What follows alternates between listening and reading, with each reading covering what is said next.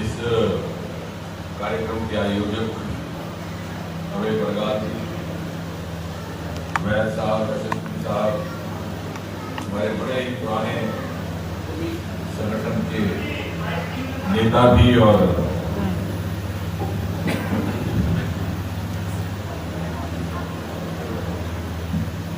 हमारे साथी भी कुलदीप जी, चंचल जी,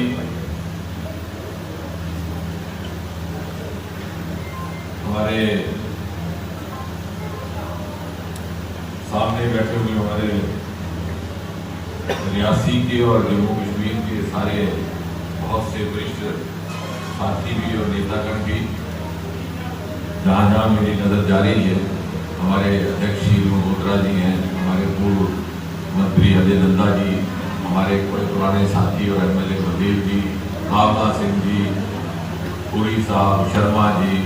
वहाँ देख रहा हूँ सुभाष वैद, राजेंद्र मेघी, हमारी बहनें, वो दूर पीछे से जो कह रहा है माइक पास लाओ, प्रभात सिंह, देखिए ऐसी चिंता करने वाले हमारे साथी हैं जिस बात का ध्यान हमें नहीं रहता। राघव जी उनके साथ बैठे हुए हैं।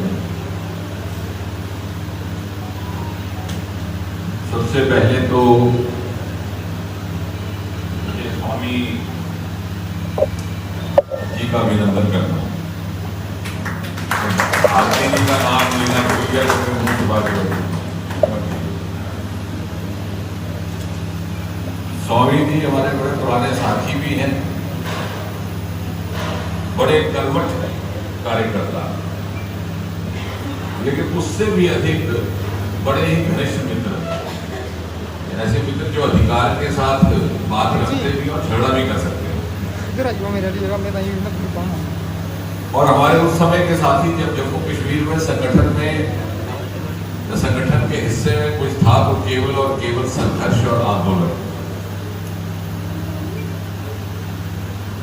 और ये सक्षम का गठन भी तकरीबन उसी समय हुआ जब अमरनाथ भूमि आंदोलन चल रहा था। और तब से लेकर के आज तक निरंतर मुझे भी सौभाग्य रहा इनके कार्यक्रमों से, इनकी गतिविधियों से जुड़ने का। अब शायद इस सभागृह में बैठे हुए बहुत से लोगों को नहीं मालूम, हाँ सुभद्रा का नाम भूल गया मैं, सुभद्रा बता रही थी, ये बच्ची विदेश में हुआ करती थी, अपने पति के साथ वहां से सारा काम छोड़कर वापस लौटी है, अपने में एक उदाहरण है। और जिसकी सोच में दिव्यांगता हो उसको नहीं ये ख्याल आएगा, तो सोच की दिव्यांगता भी से भी मुक्ति प्राप्त करनी, सब कुछ छोड़ के वहां से वापस लौटना। बहरहाल बात ये आई कि बता रही थी आपको कि 30 वर्ष से स्वामी जी यहाँ है, लेकिन इस सभागृह में बहुत सारे लोगों को मालूम नहीं कि उसी अंतराल को मान्यता देते हुए थोड़े ही समय पहले इनको सरकार ने यहाँ का डोमिसाइल सर्टिफिकेट दिया। और आज जब मैंने कहा सुबह एक और कारण भी था, तो कार्यक्रम भी था, तो मेरे स्वामी जी को मना करना मुश्किल है, तो वो सज्जन कहने लगे कि अब तो स्वामी जी नागरिक भी बन गए और सुना जम्मू कश्मीर में असेंबली का इलेक्शन आने वाला है, कहीं उसके लिए तो भी तैयारी करवाने का। तो इस योजना के पीछे कोई षड्यंत्र तो नहीं है। तो मैंने कहा भाई आप शुभ शुभ बोलिए, ऐसा कहेंगे तो स्वामी जी के जितने मित्र हैं उनके शत्रु बन जाएंगे। ये इलेक्शन चीज ही ऐसी है, इसका नाम लो तो जिंदगी भर के उम्र भर के दोस्त भी दुश्मन बन जाते हैं। अगर आप हार जाएं तब भी बुरे, अगर जीत जाएं तब भी बुरे। तो स्वामी जी इससे परे हैं, लेकिन अब जम्मू कश्मीर के नागरिक बन चुके हैं और इसलिए इनके बाकी जीवन का भी कार्यकाल यहीं पे रहेगा, यही इनकी कर्मभूमि भी बन चुका है।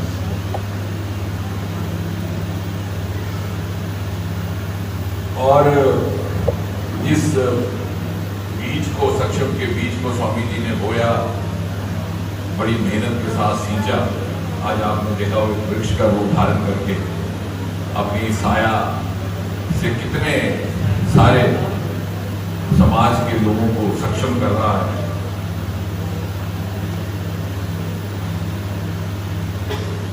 और आज एक सुखद संयोग ये भी है, स्वामी जी ने मेरे पास कोई 1 महीना पहले आए थे, तो उन्होंने कहा कि ये फलां हमने तिथि नोट की है,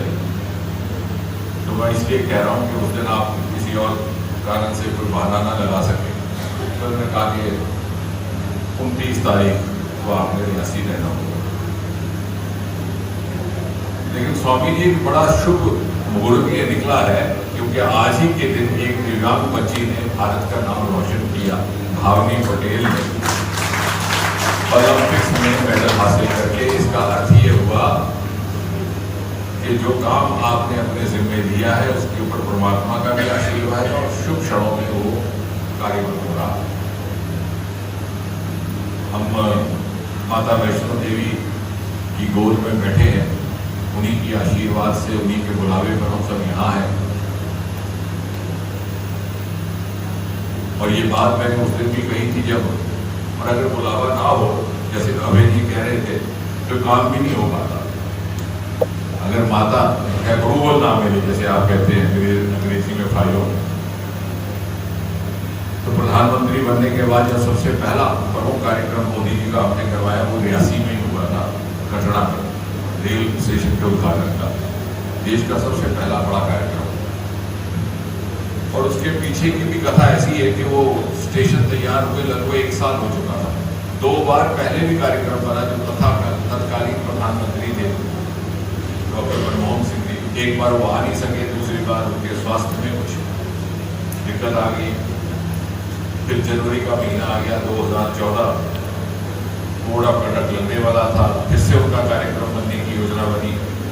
लेकिन उनकी पार्टी के किसी साथी ने कान में जाकर के बोल दिया कि इस समय मत जाइएगा, सेकुलरिज्म खतरे में पड़ जाएगा, क्योंकि वैष्णो देवी का उद्घाटन है। तो हो गया। तो जब मोदी जी यहाँ आए तो सबसे पहले मैंने स्वागत भाषण में यही कहा था कि हमारे यहाँ एक कथा है कि जब तक बुलावा ना हो तो यहाँ कोई आ नहीं सकता। शायद माता की इच्छा थी कि मोदी जी प्रधानमंत्री बने और उनके हाथों से इस रेल स्टेशन का लोकार्पण हो, और इसीलिए शायद माता की इच्छा थी कि आगरा से उठा करके इनको जम्मू लाए, जम्मू से उठा करके माता के चरणों में लाया। और सक्षम का ये जो काम अभय प्रकाश जी के साथ मिलकर के उन्होंने यहाँ दिखाया है, इसको आज देशव्यापी मान्यता प्राप्त हो रही है। यहाँ की सक्षम इकाई को आज देश भर में उदाहरण के रूप में प्रस्तुत किया जाता है, जब इंडिया की भारतीय शक्तियों की।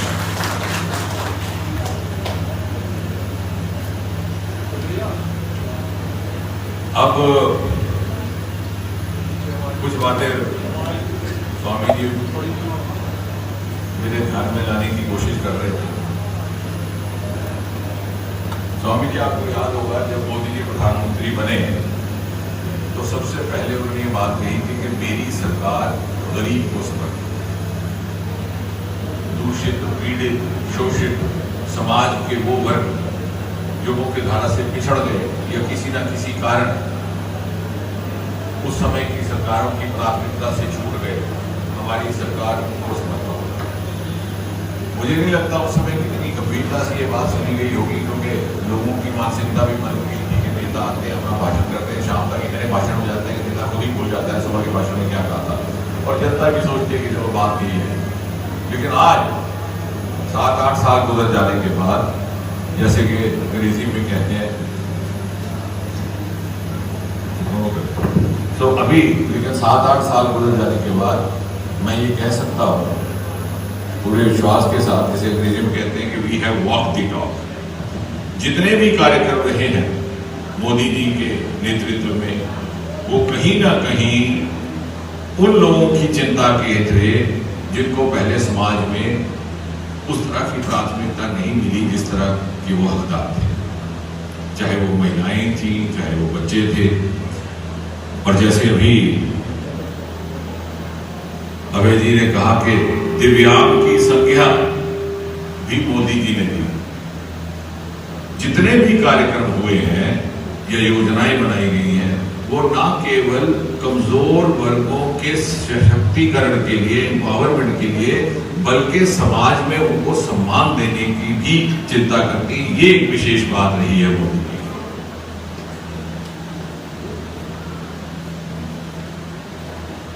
लेकिन कोई भी काम तब तक पूरी तरह से अपनी चरम सीमा पर नहीं पहुंच सकता, सफलता प्राप्त नहीं कर सकता जब तक वो जन आंदोलन ना बने। और हमारा सौभाग्य है कि मोदी जी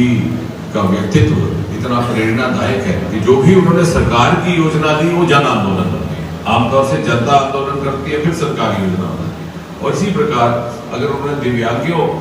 के संदर्भ में एक संख्या दी तो उसको समाज ने अपनाया और अपना काम समझ करके उसको आगे बढ़ाने का काम किया, जैसे कि आज स्वामी जी आपको बता रहे थे।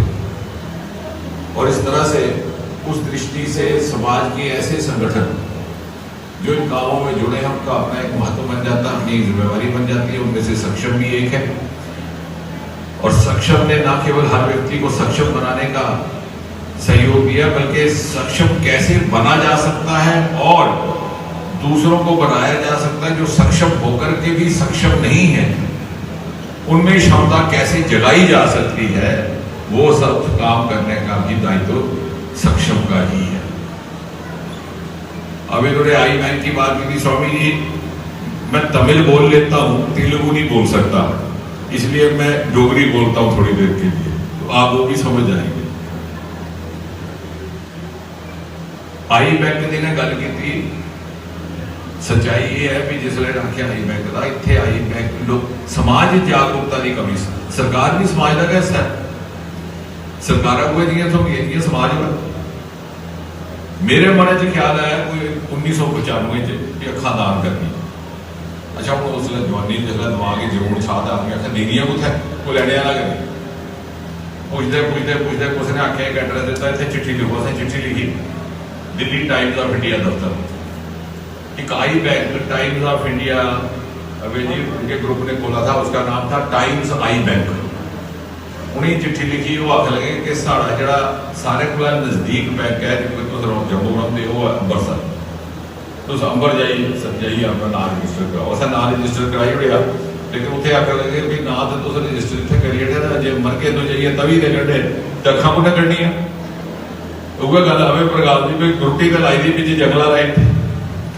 अच्छा उन्होंने मिगी रसीद भी दी हुई 1995 की रसीद वो भी कुछ पेदी हुई है, पर आई बैंक अंबरसर ते नड़ोआ होना तभी घना रहे। देखो मैं बाहरी गल करा, मैं बधाई दिता स्वामी जी ने विषय चुकिया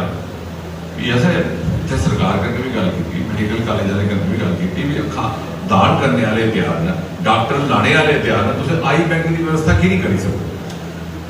तो मिगी खुशी है कि अज साढ़े को एक आई बैंक जम्मू कश्मीर उपलब्ध हो चुके हैं। बाकी स्वामी जी ने जिहड़ियां गल्लां आखियां बड़ियां व्यवहारिक गल्लां आखियां भी जिथे कोई लेडी डॉक्टर उत्थे अल्ट्रासाउंड नहीं, जिथे अल्ट्रासाउंड है उत्थे लेडी डॉक्टर नहीं, ते कई जगह ऐसी भी हैं जिथे कोई पेशेंट नहीं तो लेडी डॉक्टर भी है ते अल्ट्रासाउंड भी है। जियां साडा अस्पताल है गांधी नगर का 40-40 डॉक्टर लगे होंगे, जिन्ने मिनिस्टर बने ने अपनी नूहां उत्थे लाई हुई कि शहर बाहर भी जाना। तुहाडा स्कूल है उत्थे Mubarak Mandi higher secondary school, master 10 चाहिए लगे ने 5 क्योंकि कुछ की लाड़ी कुछ की नूह कुछ सरकारी अधिकारी। असा एक कल्चर बदलना ये मोदी जी ने असी सिखाया, जिथे जिस चीज की जरूरत है उसे भुजाड़ी। ठीक आखा स्वामी जी की चिंता की कि भावो कोई गल करा साढ़े डोडे च बड़े चिर तक गायनेकोलॉजिस्ट नहीं हाँ, वो भी इस क्षेत्र का जिसले आया तो अल्ट्रासाउंड खराब हो गया, जब तक अल्ट्रासाउंड ठीक होया तो वो ट्रांसफर हुई। तो डॉक्टर है तो नर्स नहीं है, दवा है तो बिल्डिंग नहीं, बिल्डिंग है तो मशीन। तो जिथे नहीं लोड़ शहर जिथे तुम बद लाई उड़िया। ये कल्चर बदलने का काम मोदी जी बड़ी मेहनत करने बड़ी निष्ठा करने करा दे, पर थले नहीं भिजाना साडा काम है। एक निक्का जिहा मैं उदाहरण देना, पूर्वोत्तर का जिम्मेवारी मेरे को रही। मिजोरम एक प्रदेश है 10 लाख आबादी है, सरकार दूई पार्टी रही, असं वोट नहीं देंगे, बड़ी मुश्किल करने इधर करी एक सीट कढ़ी गई पिछले वाली असैम्बली मेरी जिम्मेवारी बड़ी थी। एक MP चुनोई आता हथों ना वो सरकार बनाई सकता ना बिगाड़ी सकता। लेकिन देश का पहला सिट्रस फ्रूट पार्क, क्योंकि अजकल नवे किस्म के फ्रूट पार्क, पहले तो फ्रूट पार्क होता mango fruit park, strawberry fruit park, cherry fruit, citrus है जो नींबू माल्टे मौसमियाँ ये जूस बनाने, इजराइल को ही यही टेक्नोलॉजी। असा इजराइल का सहयोग लिया, उनके एम्बेसडर साहब की लीए उत्थे चुके, उसकी पैदावार बड़ी उत्थे बढ़ाई ताकि लोग जो संदेश आ जिथे जिस चीज़ की जरूरत है वो उत्थे प्रभावी करनी, बाकी जनता फैसला करे वोट देना कि नहीं देना। जो अज अस कार्यक्रम करी उड़िया तो रियासी जी गल फैली कि स्वामी जी की कैंडीडेट लगी जी बना असैम्बली इलैक्शन आवाज रिया सक्षम भी पिछा वो स्वामी भी पिछा 10 इंट्रीगा शुरू हो जाए की सक्षम की असक्षम करो। बड़ा पहला काम है सक्षम मुकाओ, ये जो सक्षम का संगठन शुरू क्योंकि है साढ़े बड़े नेता जिसने इस पास पेश नहीं चलती दूसरे पास चलाते, इस वास्ते समाज की भी मानसिकता बड़ी थी आज अच्छा है कि अज किता है किसी ना किसी है, लेकिन एक चंगे भाव करने काम किया बाकी भी प्रेरित करता, ये और साड़ी जिम्मेवारी है। जिथे तक सरकार का तलक है और जिथे तक अभय जी ने भी खिलाया, स्वामी जी ने भी, और ये बेटी भी आखार दी शरीर का दिव्यांग होना शायद इन्ना खतरनाक नहीं होता जो मने का दिव्यांग होना। और साढ़े को अनेक उदाहरण अनेक 2014 जो मेरे को 5 7 10 विभाग अनेक विभाग IAS अफसर का भी है, एक बेटी है आई परिवार वह आया उसकी पोजीशन आई नहीं सिविल सर्विस क्या IAS तमिलियन पैदा हुई, ये टोटली ब्लाइंड 100% थी। इसका नाम था बोजरफील्ड, हीरा सिंह तो अच्छी खासी है डॉक्टर, बेंजोफिल क्रिश्चियन कुड़ी मद्रास की, वो आख्या जी मैं फॉरन सर्विस जाना, जड़ा कानून है वो तहत फॉरन सर्विस नहीं जा सकती 100% बनी। ਉਹਦੀ मां भी क्या आख्या है जी ਅਸੀਂ ਲੋਕੀ ਹੁੰਦੇ ਦਾ ऐसा जनून है भी ग्रां सारे सी कलैक्टर कलैक्टर कलैक्टर DC छिड़ते एक काम के DC वाले करते जाते हैं बड़े DC बनना भी मैं उसी सुषमा स्वराज जी को लिया, उस वे नविया नविया विदेश मंत्री बनिया, उन्हें काफ़ी मदद की भी किसी चाली। उसके बाद देखो कि घटना हुई उसी फ्रांस की एम्बेसी में लाया उन्हें दिल्ली रही है फ्रेंच सीखी, वह ब्याह हम कार्ड देन भी आई, फिर उस दिन भी नहीं जान इतने इलैक्शन ही गए उन्हें दिन असैम्बली की। एक बरे के बाद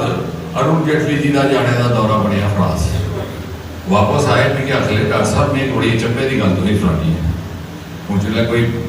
बड़ा मंत्री जाता लीडर जाता तो उत्थे जी एम्बैसी होंगी ना साड़ी हिंदुस्तान की, वो ब्रीफिंग करती थी कि महाराज इतने सारे ये तलकात ने समूल करने, उस पास जाना उसी मिलना उसी नहीं मिलना, जो उत्थे का एम्बैसडर होंगे वो दसता। तो उन्होंने क्या आख्या कि साढ़े एक इतने अफसर है वो आओ तुम ब्रीफिंग कर, आखिर जो आई इन्नी ब्रीफिंग करा दी बिच एम्बैसडर का टैलीफोन आई है, उन्हें आख्या सर सारी टू डिस्टर्ब ये गल आखनी है कि तुम थोड़ा तबला नहीं लगी है, कुड़ी दिखती नहीं है बिल्कुल ब्लाइंड है,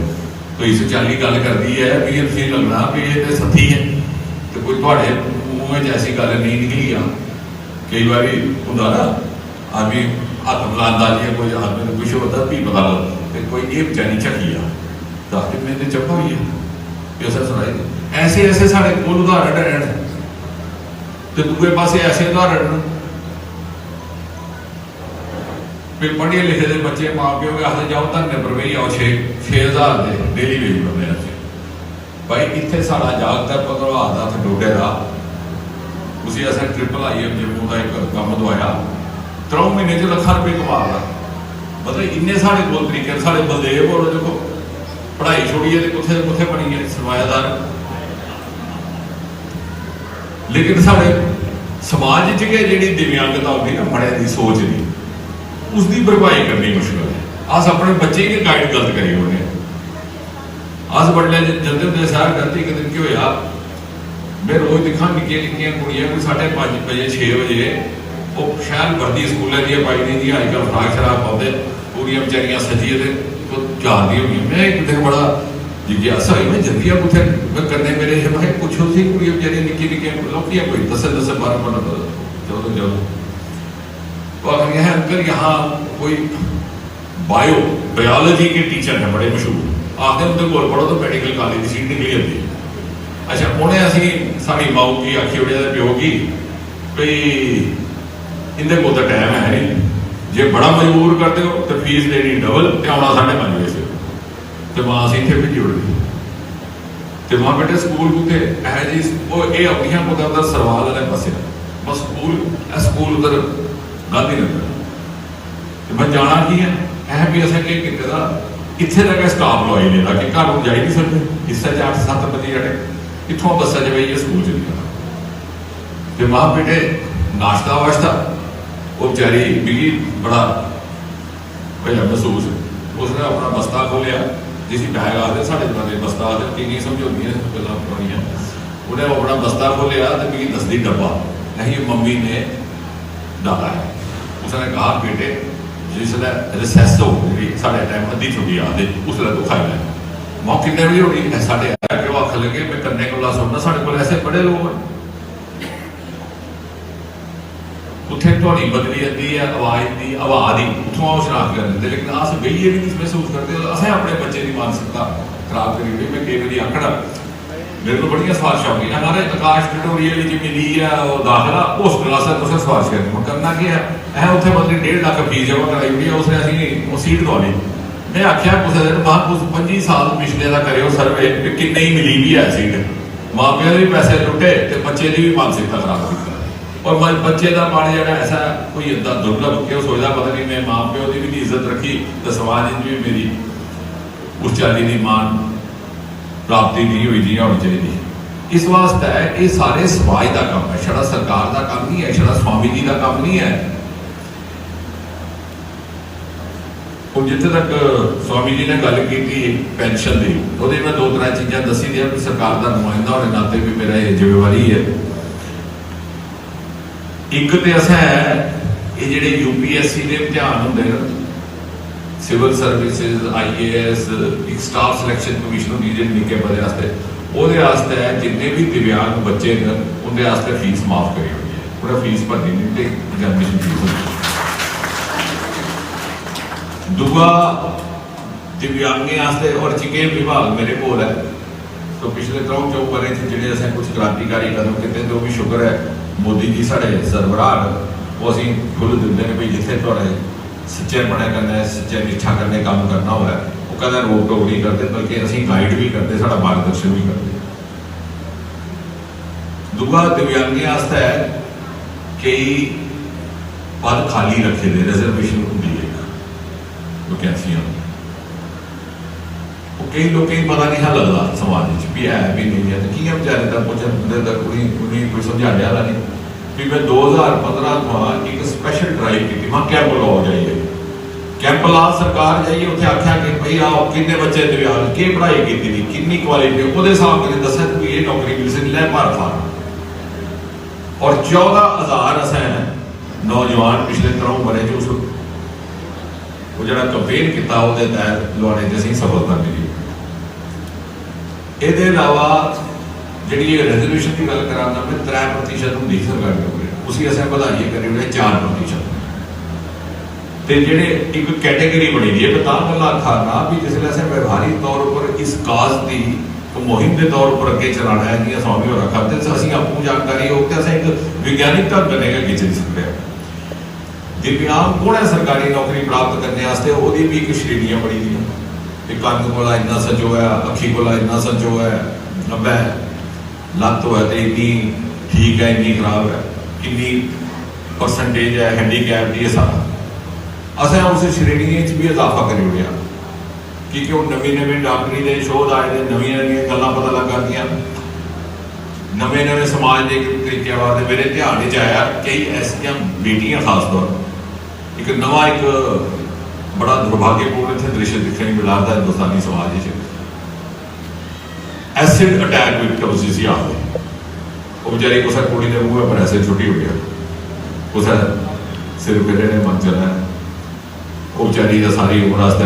या कहते अख खराब हो जाती असें वो भी कैटेगरी दिव्यांग च पाई उन्हें पूछा है की करना और मैं ठीक घड़ी आखना जिन्ने बारी आपको घट है इस वास्ते पूछते हैं कि मोदी जी उत्थे बैठे थे कोई गल तुम एक रैशनल करने करो तो स्वीकार करो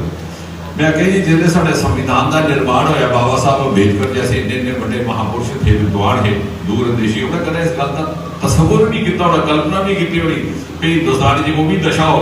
तो बच्चियों के ऊपर मूँह पर एसिड सुटे जाएंगे। इस वास्ते अस वो भी वो श्रेणी च ले आया। एक जो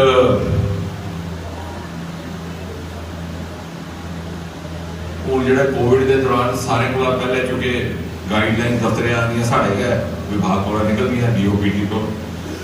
सारे को पहले जी दफ्तर को एग्जैम्पशन है दिव्यांग की दी कि तुम आने कोई लोड़ नहीं है भावें थोड़ी एसेंशियल सर्विस है। स्वामी जी ने बुलाया पेंशन वास्ते ये ठीक है उत्थे एक प्रोविजन है कि हर दिव्यांग जोड़ा पेंशनर है उसी थोड़ा जहा मुआवजा मिलता अपना अटेंडेंट रखने का वो अटेंडेंट की जी उसी है थोड़ा जहा 600-700 गया उसी में बधाई असें कोई 1500 करिए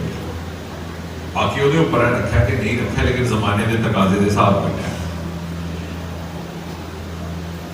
इस चाली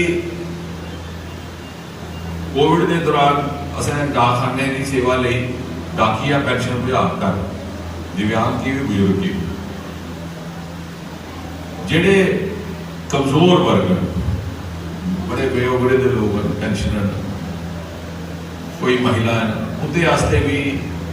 क्योंकि इतनी बड़ी श्रेणी है बड़े महत्वपूर्ण काम पिछले 2-3 बारे किए गए। बदकिस्मती साड़ी ये है कि मीडिया इसकी रिपोर्टिंग नहीं करता वो आखते कोई है नहीं ब्रेकिंग नहीं है हम ब्रेकिंग की होंगे असें याद नहीं आई जो नवी नवी गल आई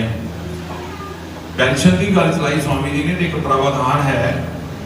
कि कोई तलाकशुदा बेटी होया उसी पेंशन का हक मिलता फैमिली पेंशन जे वो पिता जी का ध्यान तो याद तो माऊ की मिले जे वो माऊ कन्ने रही है घर वाले कदे तलाक हुई ना भी उसी मिले लेकिन वो शर्त ही भी वो साबित किया कर कि तलाक होएगा ये समाज ऐसा चक्कर है कोई जानी आखी उड़े जी इन्हें एक शर्त लाई उड़ी दी भी कोर्ट च केस होया तो केस तो फैसला होया हुआ उसी तलाक मिले दा हुआ जज को उसी पेंशन दे मैं वह भी अध्ययन किया मैं क्या इतने कई बारी केस 10-10, 15-15, 20-20 साल चलते वो बेचारी कुड़ी रहोगे नहीं इस दुनिया से क्या फायदा पेंशन भी वो आखिर दी भी सबूत के रहो प्रमाण के रहो सिद्ध किया करना तो असें वो संशोधन किया भी अगर कुछ बेटी ने तलाक के वास्ते मुकदमा दायर करी होगा कोर्ट सबूतें के कन्ने डॉक्यूमेंट करने एविडेंस करने तो वह प्रमाण हो फाइनल फैसले का नहीं बनना। अगर कोई बेटी आती है मेरे को वो आखती मैं घर वाला भी अपने कन्ने नहीं रखता मैं छड़ा उसी इतना गाइड करना बेटे तू जा अदालती अपना सबूत दईए तो मुकदमा दायर कर वो साढ़े को लिया भी आस्ते क्योंकि किसी ना किसी सबूत रखना पौधा लगे लोग बड़े चलो इस चाली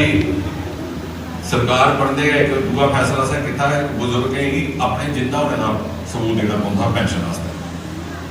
भी बड़ा ओवरा लगता ना अस्पताल काम करता मैं भी जिले मरी जाते उस वे तो होंगे भी जिंदा होने का कि सर्टिफिकेट है